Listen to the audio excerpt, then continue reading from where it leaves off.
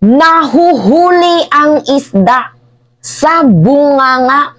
Ginisa ba naman guys ni former President Duterte ang kanyang sarili sa sarili niyang mantika?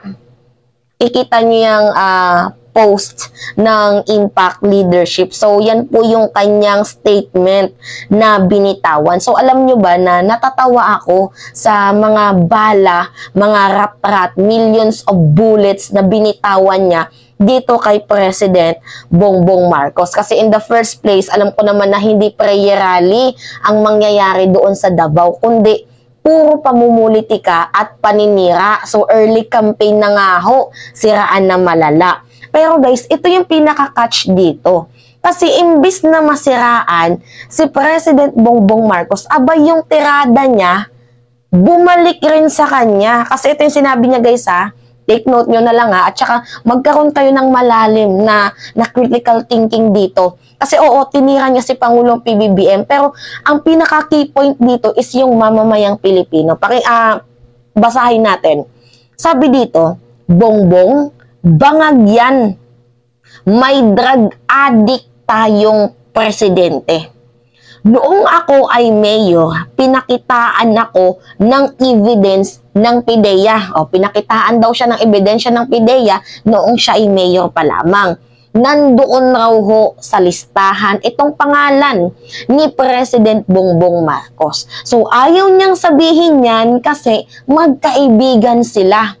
So, hindi niya kinanta si President Bongbong Marcos noong presidente siya and noong mayor siya, 'di ba? Kasi 'di ba kung totoo kang may pagmamahal sa ating bayan, alam mo na nung mayor ka pa lang, dapat sana nung presidente ka kinanta mo na itong si President Bongbong Marcos natin ngayon, itong presidente. Pero ang nangyari guys, hindi niya kinanta dahil magkaibigan sila, magkakilala. Ngayon, sa mga malalim ang pagkakaintindi, ano nga ba ang key points dito? Yung mamamayang Pilipino. Nagigets nyo ba guys yung pinakapunto ko?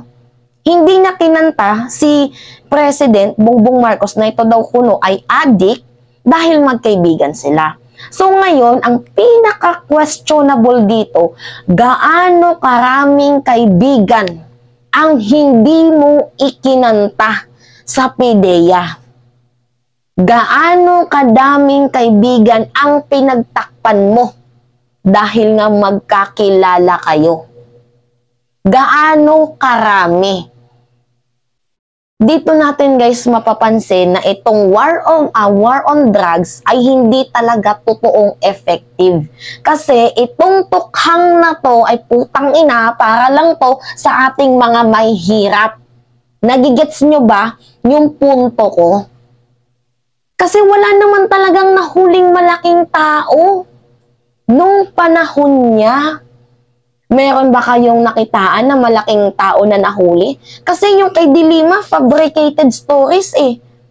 You know, para maging effective kuno ang drug campaign nila, gamit na gamit ang pagmumuka ni Dilima.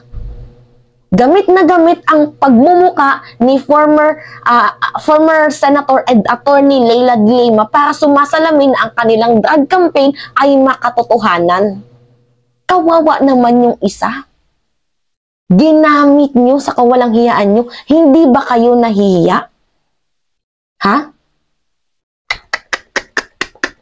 Grabe. Wala kang word of honor. Yan yung pinakamadaling salita dyan. Ito yung video guys. Ito yung video. What you do in this world binds you. Iyo yan. Huwag mong sisihin ang ibang tao kasi sarili mong utak at katawan yan. Nung ako'y mayor, pinakitaan ako ng evidence ng PIDEA. Doon sa listahan, nandoon yung pangalan mo. Ayaw kong sabihin yan Kasi magkaibigan tayo, kung hindi magkaibigan, magkakilala. Ikaw pumapasok kayo ng alanganin. Mr. President, baka susunod ka sa dinaanan ng tatay mo. See? Tapos itong kapatid niyang si Amy, abay, putang ina, tawang-tawa pa. Peking Marcos to. Peking Marcos yan si Amy. Grabe. Alam mo palang nasa watch list. Kung matino kang ama, bakit hinayaan mo ang anak mo na si Vice President makipag-tandem sa adik? Yan yung pinaka-questionable dito. Bilang isang ama, kung meron kang matinong pag-iisip, alam mo palang nasa watch list, alam mo palang adik, bakit pinatandem mo pa? Tarantado ka ba? So, nagigets nyo guys yung hinanakit ko. Nagigets nyo guys yung punto ko. Kung bakit walang high profile na mga nahuli nung panahon niya. So, it means na meron ding katotohanan ang binitawang sentimento ni Arturo Las Cañas na itong si Michael Yang is kabilang nga sa watchlist na pinatanggal ni Duterte dahil nga magkaibigan sila. Galing yan sa bunganga ni Arturo Las Cañas. See? So ngayon, yung pinaka-question ko dito, gaano kadaming kaibigan? Gaano kadaming mayayaman? Gaano kadaming may mga high profile ang pinagtakpan? Nagigets nyo yung punto ko? Kaya dapat yung ICC, total, nahulog na din naman siya sa sarili niyang, sa sarili niyang bunga, ginisan niya ang kanyang sarili, sa sarili niyang taba. I think yung ICC dapat mag-conduct ng further, yung deep investigation. Alam nyo guys kung bakit?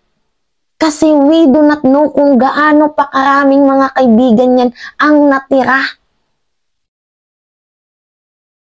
Kasi wala namang high profile ang nahuli, kundi kung mapapansin nyo, 99.9% puro mga blue collar, tricycle driver, mga minimum wage earner. Alam niyo yun? Construction worker, labandera, labandero, ganyan. Tarantado. So ngayon, hindi si President ang nasiraan nyo. Kasi, first of all, paano magiging addict ang isang tao? Isa na nga lang yung kidney niyan. At paano magiging addict ang isang tao kung hanggang bunganga lang yung mga binibitawan nyo, walang daladalang ebidensya? So, paano namin malalasap ang sustansya? It is part of their early campaign. Wag natin ilihis ang totoong issue dito. Ginagamit lang nila ang People's Initiative, para pagtakpan ang kanilang mga butas. Pero ang baho, 'di ba? Pag mabaho, mabaho. Kumbaga sa tae, umaalingasaw din 'yan.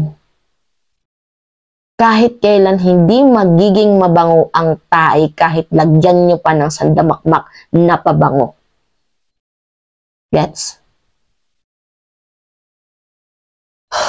Aga-aga, sira na naman umaga ko.